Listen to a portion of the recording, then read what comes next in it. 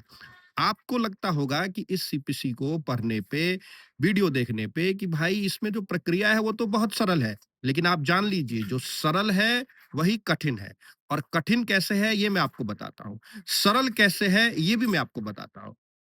इसी सीपीसी में लिखा हुआ है कि ए ने बी के खिलाफ अगर कोई सूट कर दिया सिविल सूट तो बी को नोटिस होगा, सम्मन होगा।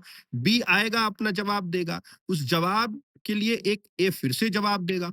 उसके बाद कोर्ट इशू फ्रेम कर देगा। उसके बाद विटनेस एविडेंस हो जाएगा। उसके बाद फाइनल आर्गुमेंट होके फैसला आ जाएगा। सुनने में तो आपको बहुत आसान लगा, लेकिन आप इसका कठिनतम बात समझिए। ए ने अगर बी के खिलाफ केस कर दिया, उसके बाद पता चला कि जज साहब ही बदल गए। नए जज साहब आएंगे, वो कुछ समय लेंगे पहले केस को पढ़ने के लिए। फिर जो तारीख आएगी तो पता चलेगा ए ने जिस वकील साहब को रखा था, वो वकील साहब बदल गए, नए वकील साहब आ गए, तो फिर उनको समय चाहिए।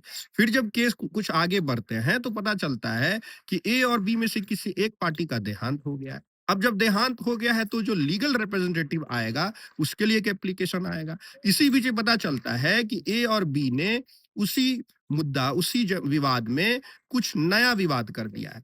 तो उस पुराना विवाद को, उस पुराने केस को थोड़ा देर के लिए रोक दिया जाता है और पहले इस नए को एक एप्लीकेशन तहत सुना जाता है और फिर इसमें समय लगता है। तो ये जो समय लगता है यही 10 साल, 20 साल, 30 साल तक ले जाता है। और अगर आपने आपने कोर्ट से मांगा टाइटल तो आपको कब्जा नहीं मिलेगा। आप कब्जा क्यों नहीं लिखे? तो ये सिर्फ नियम से बंधा हुआ ये किताब है और आज के समय में ये कितना प्रासंगिक है, कितना सही है, क्या इस कानून में बदलाव होना चाहिए, नहीं क्या नहीं होना चाहिए, ये आपको तय करना है क्योंकि आप ही सरकार को चुनते हैं और वही पार्लियामेंट में कानून को बनाता है। आप अपनी राय ज़रूर बताइएगा। बहुत-बहुत धन्यवाद।